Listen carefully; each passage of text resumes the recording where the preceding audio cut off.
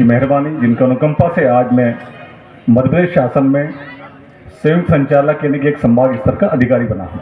यह सब उनकी मेहरबानी और कृपा का परिणाम है। संत रविदास जी को नमन करता हूँ, साथ ही नमन करता हूँ हमारे समस्त महापुरुषों को, पूर्वजों को, जिनकी कृपा मुझ पर बरसी और आज मध्य प्रदेश शासन में अधिकारी बन पाया।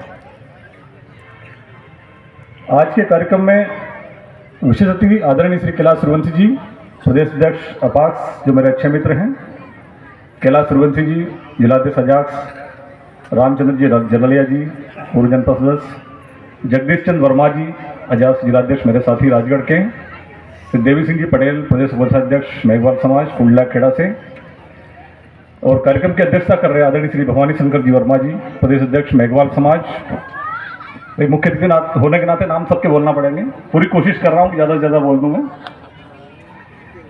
श्री गोवर्धन लाल जी वर्मा, रमेश जी बगाना, कर्मचारी कांग्रेस के जिलाध्यक्ष, पिरूलाल जी गुवाटिया सरपंच, बाबूलाल जी थावलिया जी समाज सेवी, कालूराम जी डेहरिया जी सरपंच, रमेश जी वर्मा पिड़ावा से, राम प्रसाद जी चिड़ावत, बालचंद जी यादव जो हमारे समाज के एकमात्र उद्योगपति उज्जैन में, जिनकी बायोफ्यूल की इंडस्ट्रीज है और संयोग से वो मेरे समधी हैं।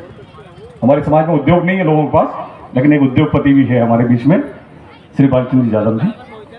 भंवरलाल जी परमार आप घटिया से आए हैं, और राधेश्याम जी राठौर जो गुजराती सूर्यवंशी समाज के प्रदेश अध्यक्ष हैं, उदयराम जी डग राजस्थान, पिरूलाल जी जादमे, कार्यक्रम में आयोजक जो सब मिलकर आप लोग आयोजन कर रहे हैं, रमेश झाझा जी, संतोष जादमे जी कार्यक्रम के संचालक, राम गोपाल वर्मा जी, राधेश्याम सूर्यवंशी जी पूर्व सरपंच केराना,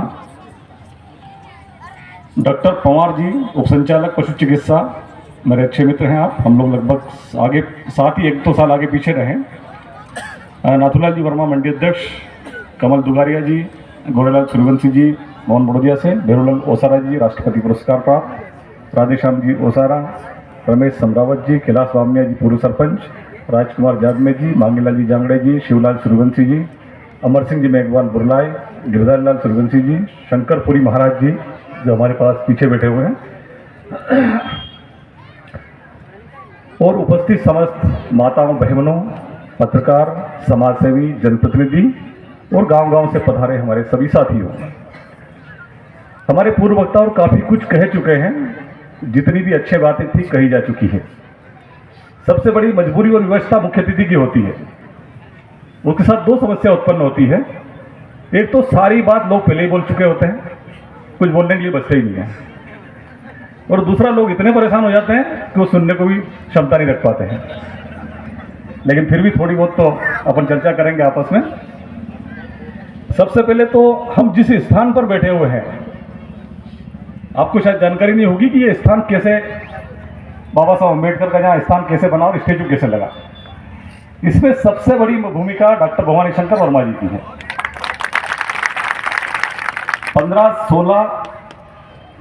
13 से लेकर 16 तक मैं जिला कौशल अधिकारी आगरमालवा हुआ करता था।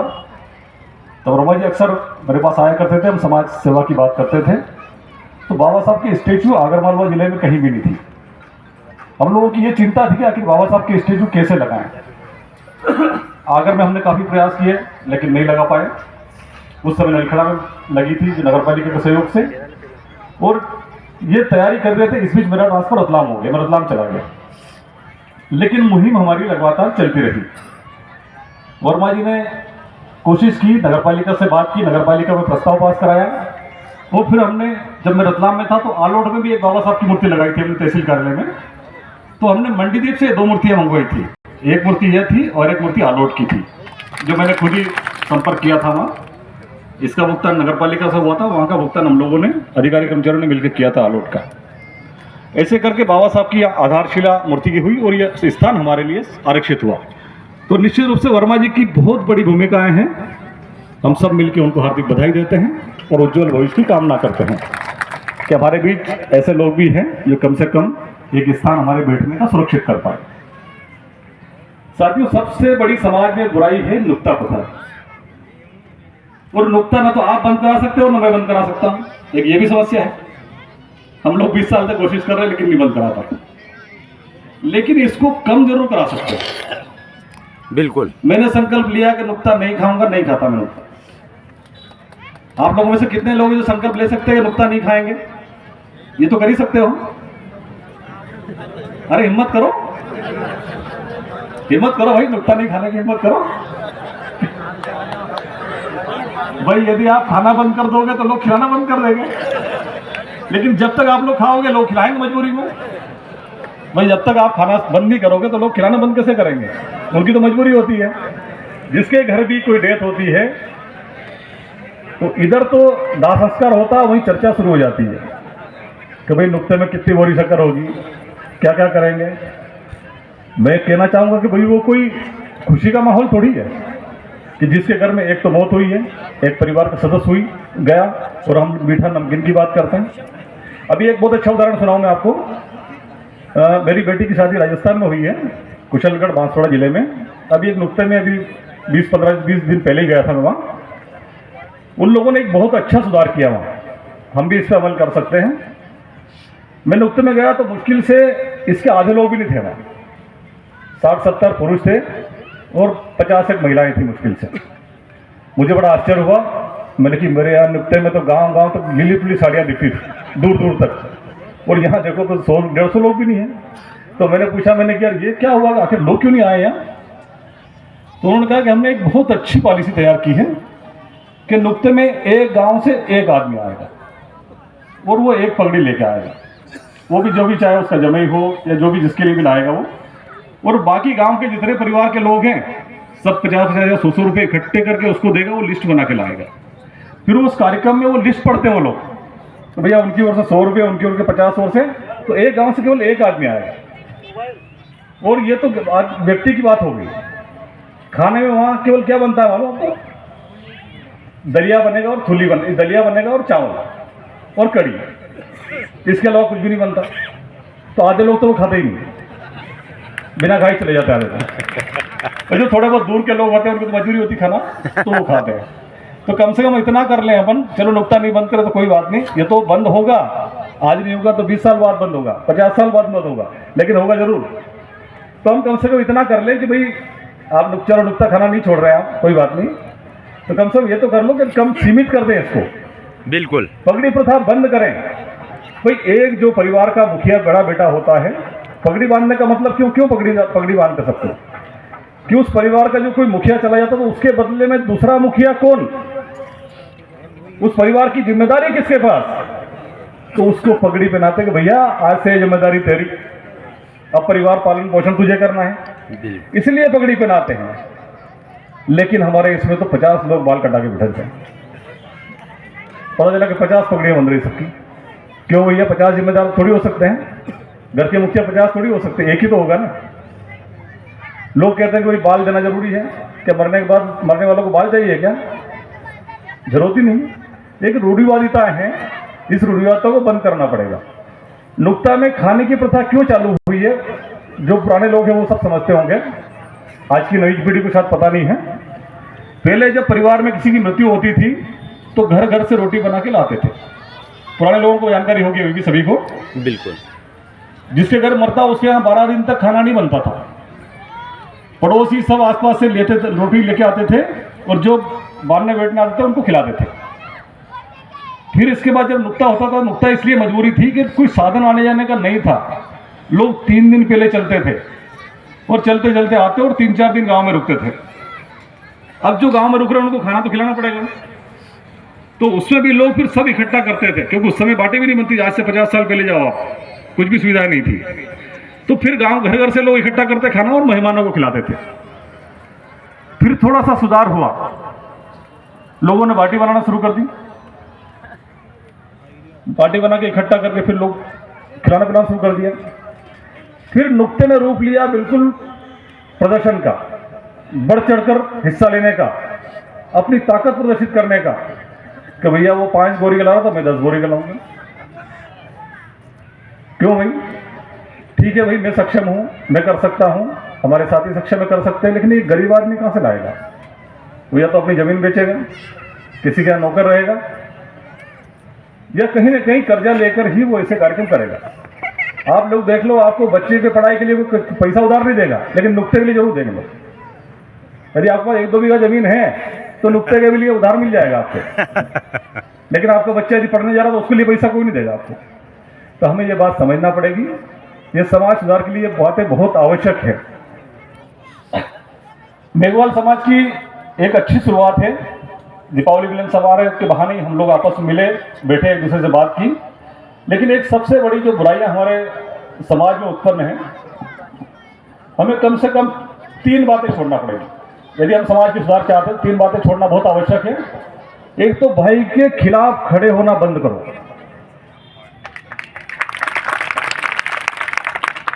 गांव में हमारा एक साथी सरपंच के लिए चुनाव लड़ रहा है, 10 लोग हमारे खड़े हो जाएंगे और जब तक वो हार नहीं जाएगा पीछा नहीं छोड़ते हैं उसका। बिल्कुल। क्या ये समाज का ये भला कर रहे हो आप लोग? ये समाज का उद्धार इससे होगा क्या? तो हमें हमारे भाई के खिलाफ खड़े होना बंद करना पड़ेगा। आपने देखो बहुत सारी जातियों में है, उनका एक उम्मीदवार होता है और हमारे 5-7 उम्मीदवार होते हैं। अंत में क्या होता है, हमारा उम्मीदवार हार जाता है चुनाव। तो ये हमें छोड़ना पड़ेगा। दूसरा, एक और पीठ पीछे बुराई करना छोड़ना पड़ेगा। लोग क्या अभी सब साथ बैठे थोड़ी देर बाद एक दूसरे की बुराई करना शुरू कर देंगे? भाई क्यों? पीछे बुराई करना बंद करो। आपका आपस में विवाद हो सकता है, लड़ाई झगड़ा हो सकता है, देर हो सकता है, लेकिन किसी अपने भाई की बुराई मत करो। दूसरों के सामने उसकी तारीफ करो। लड़ेंगे झगड़ेंगे अपना अधिकार है, बीच में लड़ेंगे, भले लड़ झगड़ेंगे, कुछ भी करेंगे, लेकिन उसकी बुराई करना छोड़ दो। यदि बुराई करना छोड़ दोगे तो समाज का उत्थान में एक बहुत महत्वपूर्ण कदम होगा। दूसरा, नुक्ता खाना भी छोड़ दो। यदि लोग छोड़ देंगे तो लोग नुक्ता करना ही छोड़ देंगे। सबसे पहले हिम्मत करो नुक्ता छोड़ने खाने की। भाई एक दिन नहीं खाएंगे तो कोई मर नहीं जाएंगे, लेकिन ये छोड़ना पड़ेगा, ये समय की मांग है, क्योंकि इससे लोग कर्जों में दब रहे हैं। और एक सबसे बड़ी और बुराई हमारे समाज में ये है, कोई भी अच्छा कार्यक्रम करने जाता है तो लोग सब उसकी खिलाफत शुरू कर देते हैं। जैसे किसी कार्यक्रम को ले लो, जमाने भर के आरोप लगा दिए, फला पार्टी के हैं, आप उससे मत जाओ, ये हो जाएगा, फलाना हो जाएगा। क्यों भैया, क्या दिक्कत है? कार्यक्रम की तैयारी के लिए 20 लोग लगे तो 50 लोग फेल कराने के लिए लगे। क्या ऐसा हमारा समाज का उद्धार हो सकता है क्या? भाई समाज का उद्धार कैसे होगा? हम समाज का उद्धार तो कर ही रहे, समाज को पीछे धकेलने का काम कर रहे हैं, बर्बाद करने का काम कर रहे हैं। अपने बच्चों को पढ़ाओ, अफसर बनाओ, काबिल बनाओ। मैं आप लोगों को बताना चाहूंगा कि मैं कोई करोड़पति खानदान से नहीं हूं, आपके पड़ोस कजलास का निवासी हूं। और जब मैं पढ़ता था तब गांव में लाइट नहीं हुआ करती थी। लाइट तो 1984 में आई है, इससे पहले गांव में लाइट नहीं थी, चिमनी हुआ करती थी। दूसरा, कजलास से यहां तक आने के लिए कोई साधन नहीं था।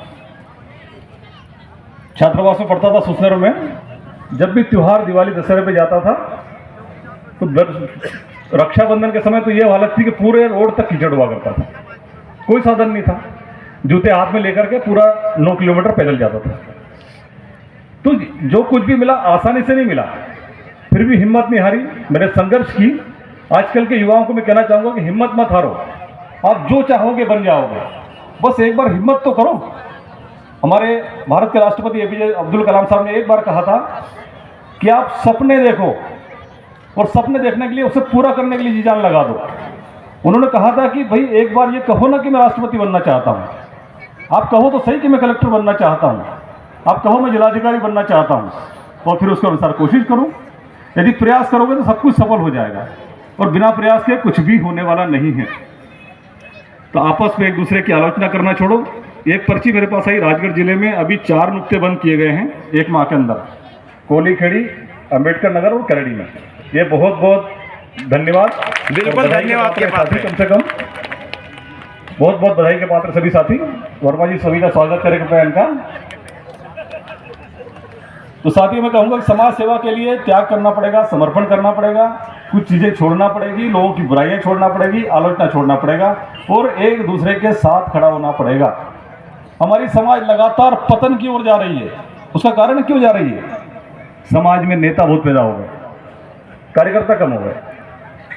90 नेता, 9 पहलवान और 1 जनता बची, तब समाज का उद्धार कैसे होगा? मैं तो कह रहा हूं भैया आप 10 जिलाध्यक्ष बन जाओ, 15 प्रदेश अध्यक्ष बन जाओ, राष्ट्रीय अध्यक्ष बन जाओ, लेकिन जहां समाज के हितों की बात हो तो सब साथ खड़े हो जाओ। अपने बिल्कुल। अहम मत पालो, अपने हम छोड़ना पड़ेगा, अपना घमंड छोड़ना पड़ेगा, नहीं तो ये समाज किसी लायक नहीं बचेगा। आज क्यों हमारे सांसद नहीं बन पा रहे, क्यों हमारे विधायक नहीं बन पा रहे, क्यों हमारे सरपंच चुनाव हार जाते हैं? उसका मुख्य कारण है कि हमें एकता नहीं है। हमें एकता स्थापित करना पड़ेगी, त्याग करना पड़ेगा, समर्पण करना पड़ेगा, एक दूसरे के साथ खड़ा होना पड़ेगा, एक दूसरे की बुराई छोड़ना पड़ेगी। तो आज से ये प्रण लें कि कोई किसी की आलोचना नहीं करेगा, नहीं करेगा। सीधी सी बात। जिसको जो करना करने दीजिए, वो आगे एक नेता तो बाकी कार्यकर्ता बन जाओ, और आप नेता हो तो दूसरे कार्यकर्ता बन जाएंगे। ये भावनाएं पैदा करो मन में, तभी जाके हम समाज का उद्धार कर पाएंगे, अन्यथा समाज का उद्धार संभव नहीं है। बहुत लोग खड़े हैं हमें गिराने के लिए। संघर्ष हर स्तर पर है, ऐसा नहीं कि गांव के लोगों के साथ संघर्ष है। हमारा सरपंच है तो उसके साथ संघर्ष है, जनपद सदस्य तो उसके साथ संघर्ष है, जिला पंचायत अध्यक्ष के साथ संघर्ष है, विधायक के साथ संघर्ष है, अधिकारी के साथ संघर्ष है, कर्मचारी के साथ संघर्ष है, या हमारा मंत्री बन जाए तो उसके साथ भी संघर्ष है। तो हमें संघर्ष तो हर स्तर पर करना पड़ेगा। इसलिए सामाजिक एकता बहुत आवश्यक है। जितना भी हो सके एक दूसरे का साथ लो, बुराइयों को त्यागो, सामाजिक बुराइयों को त्यागो, और दूसरा हो सके तो नशा छोड़ो। बिल्कुल सही बात। दारू पीना छोड़ दो, ये इससे लोगों की हवेलियां बिक गई है। बिल्कुल। हमारा कुछ भी होने वाला नहीं है इससे। बिल्कुल छोड़ दो। और मैं तो कह रहा हूं कि संकल्प लो। आज लोग कितने लोग छोड़ रहे हो? हाथ खड़े करो। हाथ खड़े कर दो। कितने छोड़ रहे हो आज शराब? करो। जय भीम। संकल्प लो। बाबा साहब की आज के बाद नहीं पिएंगे शराब, सीधी सी बात।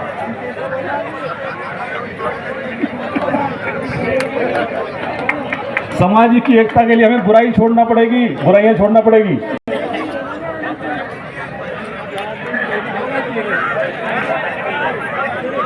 भाई जिस जिस घर में शराब गया वहां बर्बादी हुई है। इसलिए सबसे बढ़िया काम आज से पीना छोड़ दो। भाई पीने वाले बिना पीने वालों को बेवकूफ समझते हैं, ये बात तो सही है। बिल्कुल समझते हैं ना आप लोग? समझ। तो भाई ठीक है, हम बेवकूफ भी अच्छे, बेवकूफ भी अच्छे। ठीक है ना? इससे कम से कम अपना परिवार तो सुधरेगा। जो पैसा हम शराब में बर्बाद कर रहे हैं वो बच्चों की पढ़ाई में लगाओ, बच्चों को शिक्षित करो, और संकल्प लोग हम अपने बच्चों को अफसर बना के मानेंगे। भाई मैं गांव से जाके अफसर बन सकता हूं, तो आपके बच्चे क्यों नहीं बन सकते? बिल्कुल बन सकते हैं। तो आज से सब संकल्प लें, जितनी बुरी चीजें हैं वो छोड़ें, सारी अच्छी चीजें स्वीकार करें, समाज के लिए काम करें, समाज के लोगों की मदद करें, और एक दूसरे के सुख दुख में काम आए। दूसरा एक और काम करें, गांव गांव में एक छोटी सी वित्तीय सोसाइटी बनाएं, जिसमें भले ही 100 रुपये महीना इकट्ठा करें 100 लोग मिलकर। एक बैंक में खाता खुलवा लें, और जरूरत पड़ने के अपने साथी को उधार दे दें, उसको बिल्कुल बिना ब्याज के दें। तो वो कम से कम लोगों से जो कर्ज ले रहे हैं उस कर्ज से बच जाएंगे लोग। बहुत बढ़िया। भाई हमारा पैसा हमारे ही काम आएगा। बिल्कुल। क्योंकि बिना अर्थ के सब व्यर्थ है। पैसा आराम से गांव में मिलता नहीं, और विशेषकर जुलाई अगस्त सितंबर में गांव में बिल्कुल पैसा नहीं मिलता। तो ऐसे बुरे समय में वो पैसा काम आएगा अपना। बाकी आप लोग काफ़ी समय से सुन रहे हैं वक्ताओं को, बहुत लंबा समय हो गया है, इसलिए अब बहुत यही अब विराम देता हूं मैं अपनी वाणी को। धन्यवाद। आखिर में एक बार और बाबा साहब की जय बोलेंगे, संत रविदास जी की जय बोलेंगे। बाबा साहब अम्बेडकर की जय। जोर से एक बार और। बाबा साहब अम्बेडकर की जय। संत रविदास जी की जय। संत रविदास जी की जय। दूसरा एक और अनुरोध